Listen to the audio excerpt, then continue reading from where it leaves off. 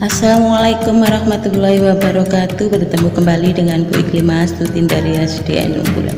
Hai anak-anak hebat, bagaimana kabarmu? Jangan lupa ya, sebelum pelajaran dimulai ikuti protokol kesehatan, jaga jarak, pakai masker, cuci tangan, dan makan makanan yang bergizi. Nah, sebelum pelajaran kita mulai, marilah kita awali dengan doa mulai selesai. Nah, pada pertemuan kali ini kita akan membahas tema 4, globalisasi, subtema 2, globalisasi dan manfaatnya pada PP1. Nah, anak-anak, pada pertemuan kali ini kita akan membahas tentang bentuk kerjasama ASEAN di bidang politik dan keamanan. Kerjasama antar negara ada hubungannya dilakukan adalah suatu negara dan negara lain dengan tujuan untuk memenuhi kebutuhan masyarakat serta untuk kepentingan negara-negara pelaku kerjasama tersebut. Nah, bentuk-bentuk kerjasama negara tersebut adalah sebagai berikut: kerjasama bilateral, regional, dan internasional atau multilateral. Kerjasama bilateral adalah kerjasama antara dua negara terjadi karena perjanjian bilateral.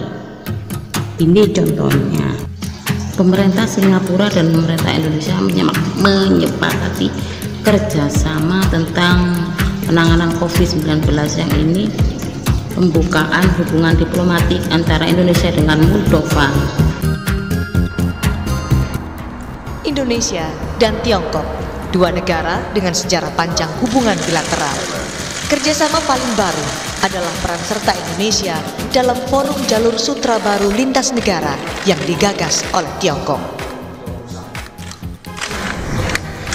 Saya berharap inisiatif bentuk ini akan memperkokoh kerjasama bilateral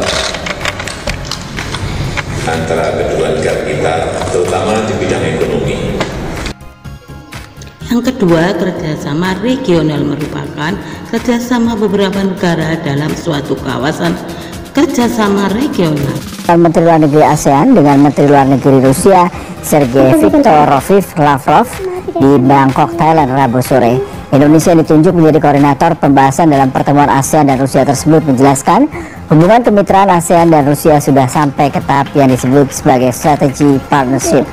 Selain membahas hubungan kerjasama, ini contoh organisasi kerjasama antar negara: ASEAN, OPEC, Liga Arab, OECD, Uni Eropa, G8, dan G20.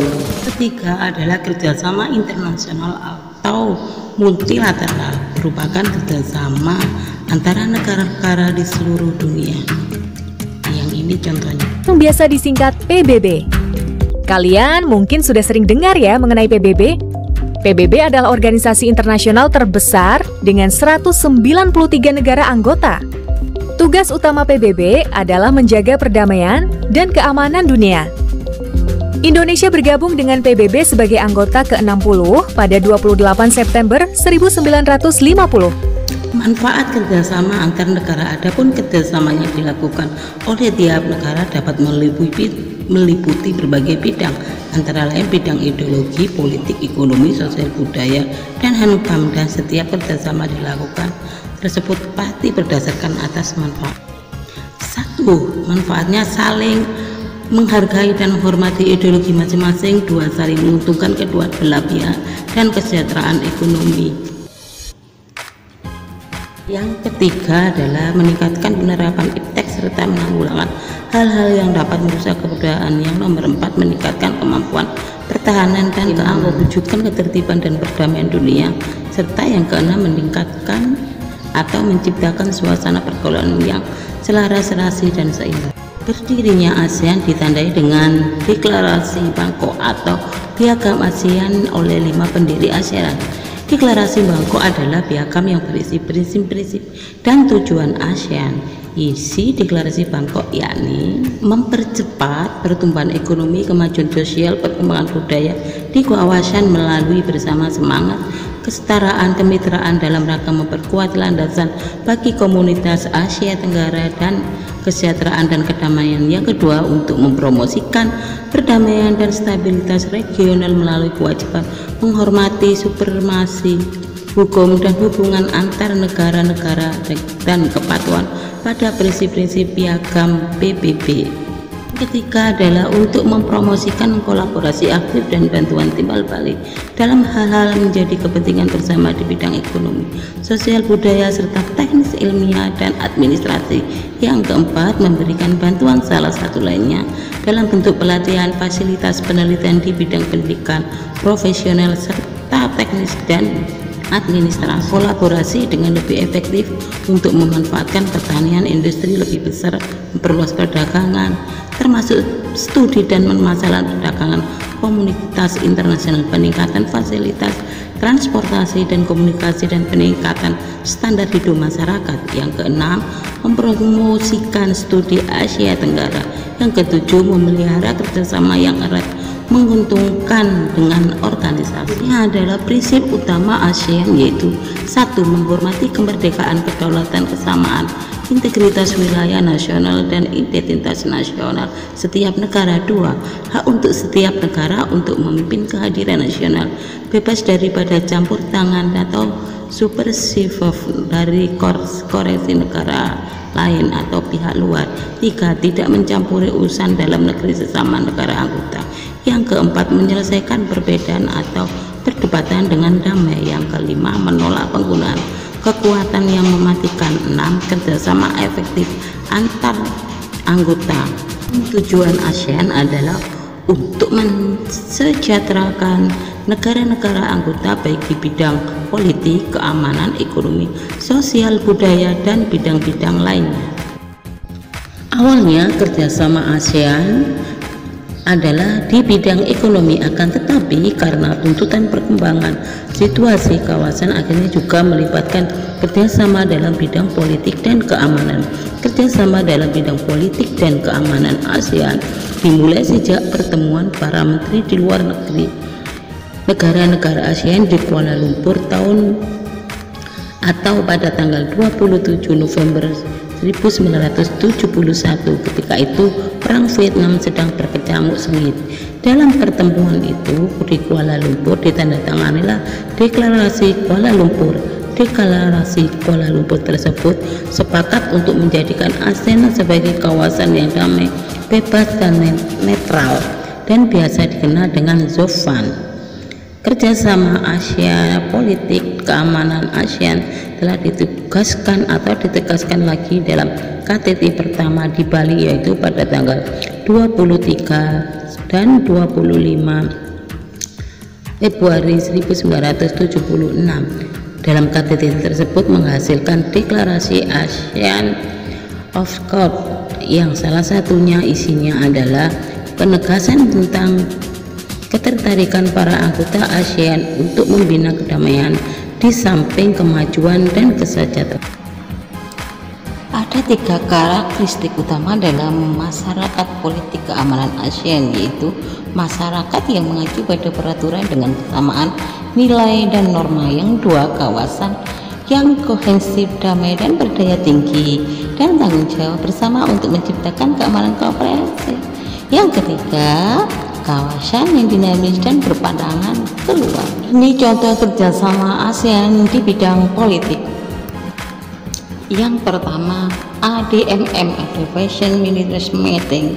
Pertemuan rutin yang dilakukan perkumpulan 10 negara ini dilakukan oleh Menteri Keamanan setiap periode tertentu untuk mendiskusikan terkait kerjasama dan diplomasi politik sebagai upaya untuk mempertahankan keamanan negara ASEAN. Defense Minister Meeting. ASEAN Defense Minister Meeting atau ADMM adalah bentuk kerjasama di bidang politik negara-negara ASEAN yang merupakan pertemuan rutin di antara menteri keamanan yang ada di negara-negara anggota ASEAN. Pertemuan ini diadakan untuk membahas mengenai kerjasama dan diplomasi politik dalam bidang pertahanan dan keamanan negara ASEAN. Yang kedua adalah delegasi duta dan konsulat. Apabila melakukan kerjasama dengan negara-negara yang terdaftar dalam ASEAN, Indonesia sebagai anggota kesatuan mengirimkan duta dan konsulat. Presiden RI lantik 12 duta besar dari negara sahabat berikut ini. Pemilihan dan penetapan duta dan konsulat di negara lain secara langsung diputuskan oleh Presiden yang disetujui oleh DPR sebagai wakil rakyat. Pengiriman duta dan konsulat ini dilakukan secara rutin agar negara Indonesia dapat menjalankan fungsi dan peran sebagai salah satu sebagai dari negara ASEAN, sehingga dapat secara aktif menjalankan tugasnya sebagai anggota. Yang ketiga adalah perjanjian ekstradisi. Setiap wilayah negara pasti memiliki warga negara yang melakukan kejahatan. Dengan perjanjian ekstradisi, negara ASEAN dapat memperoleh bantuan ketika seseorang tersangka kejahatan melarikan diri ke kawasan negara di ASEAN. 4 adalah kawasan bebas nuklir. Ini adalah contoh perjanjiannya, misalnya yaitu Head of the Sand Commission, merupakan kerjasama negara-negara ASEAN di bidang politik mengenai pelarangan senjata nuklir. Dalam perjanjian ini, negara-negara ASEAN dilarang keras adanya perancangan dan pembuatan senjata nuklir. Sesuai dengan semangat KAA Konferensi Asia Afrika di Bandung pada tahun 1955 dan Zovan ASEAN. Yang kelima adalah perjanjian kawasan harmoni, bebas, damai, dan netral.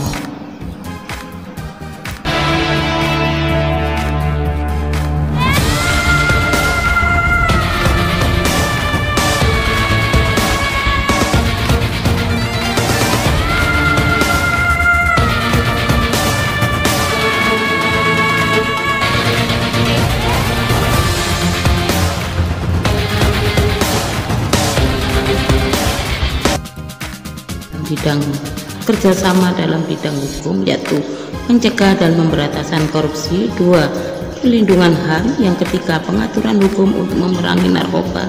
Yang keempat, pembentukan kerjasama dalam hal isu ekstradisi. Ini contoh pertemuan tentang penanggulangan narkoba di Asia Tenggara, yaitu pertemuan ke-38 Senior Open on Dock, yaitu meeting di Vietnam tahun 2017 tentang kerjasama untuk mengawasi keamanan internasional. Ini juga contoh kerjasama AMM 2019.